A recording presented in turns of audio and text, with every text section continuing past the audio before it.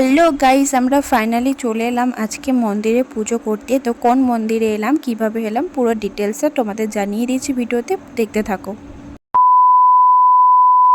Guys, welcome to my new blog. I am Shreya. তো আজকে আমি তাড়াতাড়ি স্নান করে নিয়েছি, কারণ আজ আমি যাব আমাদের এখানে একটা শিব মন্দিরে পুজো করতে। আজ কি সেটা তোমরা তো অবশ্যই জানো, আজ শ্রাবণ মাসের দ্বিতীয় সোমবার। আর আমি প্রথম সোমবারও পুজো করেছি, সেটা তোমরা দেখেছো। তাই দ্বিতীয় সোমবার আমি গোটা মাসটাই আমি পুজো করব।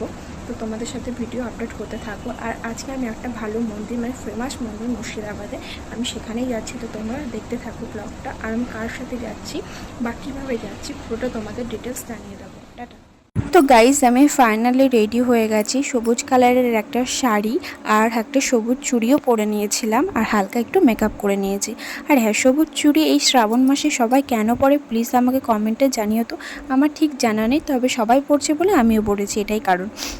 তারপর গাছের প্রথম ফল এলে সেটা বাবা মহাদেবের কাছে দিতে হয়। তো এই গাছে যখন প্রথম পেয়ারাটা ধরে তখন আমি এই পাতালেশ্বর মন্দিরে গিয়ে দিয়ে এসেছিলাম। তো এবার গাছ ভর্তি করে মহাদেব পেয়ারা দিয়েছেন, তাই এবারও সেই আমি পেয়ারা তুলে একটা মহাদেবকে দিয়ে দেব। আমরা বেরিয়ে পড়েছি ফাইনালি এখন টোটোতে। আমি আর টুকলু টোটোতে উঠে পড়েছি পুজো দিতে। ও আমার সাথে যাবে বলে সকাল সকাল চলে এসেছে। ও অনেকটা দূর থেকে এসেছে, জানো তো, কলকাতা থেকে এসেছে। আর হ্যাঁ, তোমরা এখানে কিভাবে আসবে না আসবে আমি পুরো ডিটেলসটা জানিয়ে দেবো। তো পুরো ভিডিওটা দেখতে থাকো। তো আমরা ফাইনালি মন্দিরের সামনে চলে এলাম। আর ফার্স্টে দেখলে এরকম একটা শিব বাইরে। আর হ্যাঁ, তোমরা কোনো কিছু যদি আনতে ভুলে যাও, ফুল, বেলপাতা, মালা সব কিছু এখানে পাওয়া যাবে একদম গেটের সামনে, কোনো অসুবিধা নেই।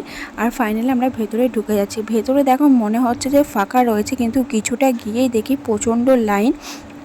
আমি ভেবেছিলাম হয়তো ভিড় নেই, কিন্তু ভেতরে গিয়ে দেখছি অনেকটা লাইন পড়ে গেছে। আর এখানে জানো তো, প্রত্যেক সোমবারই ভিড় হয় মোটামুটি, আর এরকম দিনে তো ভিড় হওয়ারই কথা। তো দেখো, তোমাদের দেখিয়ে দিচ্ছি কতটা লাইন পড়েছিল। হ্যাঁ, মন্দিরটা জানো তো অনেকটা বড়। তখন থেকে তো দেখছো আমি অনেকটাই হাঁটছি। আর গেটের থেকে মন্দিরটা না অনেকটা ভেতরে, অনেকটা জায়গা নেই জায়গাটা। এই মন্দিরটার নাম হচ্ছে পাতালেশ্বর। এখানে আর তোমরা কিভাবে আসবে, যদি কেউ ট্রেনে করে আসো কলকাতার দিক থেকে, তাহলে কাশিমবাজার স্টেশনে নেমে টোটো, অটো যাকেই বলবে যে পাতালেশ্বর মন্দির যাব, একেবারেই তোমাকে নিয়ে চলে আসবে একদম মন্দিরের সামনে, কোনো অসুবিধা নেই। তারপর দেখো ফাইনালি আমরা লাইনে দাঁড়িয়ে পড়েছি। আর দেখতেই পাচ্ছ কতটা লাইন পড়েছে। আর এখানে প্রচণ্ড ভিড় হয়। আমি অনেকটা পেছনেই ছিলাম লাইনে, ফাইনালি একটু সামনে এলাম। দেখো তাও মানুষের কতটা ভিড়। আর ভেতরে গিয়ে তো ফোন অ্যালাউ না, তারপরেও খুব কষ্ট করে তোমাদের সাথে শেয়ার করব বলে ফোনটা মানে ভিডিওটা করেছি চুপে চাপে। তো দেখো, এটা হচ্ছে মন্দিরের ভেতরে, একদম ভেতরে না, পাশে, মন্দিরের পাশে। আর মন্দিরটা একটু ভেতরের দিকে, সিঁড়িতে নেমে ভেতরে যেতে হবে। আর হ্যাঁ গাইজ, দেখো আমি অনেকক্ষণ ধরেই লাইনে দাঁড়িয়ে আছি। আমার না আর ভালো লাগছিল না, প্রচণ্ড পা ব্যথা করছিল। দেখো মুখটা দেখে তো বুঝতেই পারছো আমি একটু বিরক্তি হয়ে পড়েছিলাম। তারপর একদম কাছাকাছি চলে এসেছি, তাই ফুল, বেলপাতা আর মিষ্টি সব কিছু আমি বের করে নিচ্ছিলাম। আর দেখো ভেতরে কতটা ভিড় মানুষের, তোমরা মানে ঠাকুরটাকে দেখাই যাচ্ছে না, মানুষ এত ঘিরে রয়েছে। তারপরে তোমাদের আমি ঠাকুরটাকে দেখিয়ে দেবো, তো তোমরা ভিডিওটা দেখতে থাকো। ভাবনায় ডুবে থাকা দূর আকাশে নীলিমায়। তো গাইস দেখো, আমি মন্দিরের ভেতরে ঢুকে গেছি। আর ওই যে ওটা হচ্ছে বাবা মহাদেব আমাদের পাতালেশ্বরের। তোমরা এখানে অবশ্যই এসো, তাহলেই বুঝতে পারবে।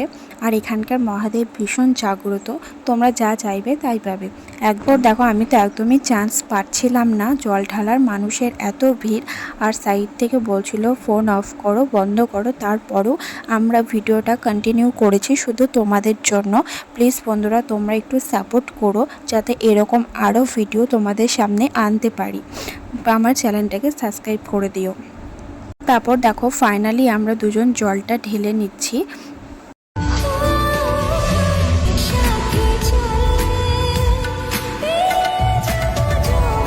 তোমরা তো দেখলেই জল ঢেলে নিলাম। এখানে জল ঢালতে এলে এই পুজোর সময় মনে হয় যে মারামারি করে জল ঢালতে হবে শিবের মাথায়।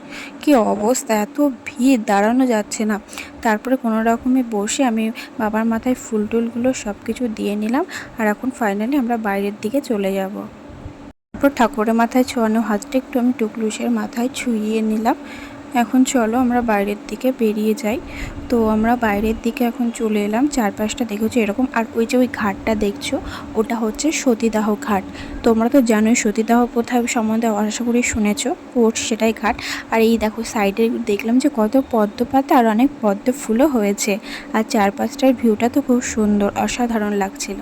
তারপর এই যে আমরা দাঁড়িয়ে আছি, ও আমার সাথে একটু দুষ্টামি করছিল, ওরাও মেয়ে জানো তো।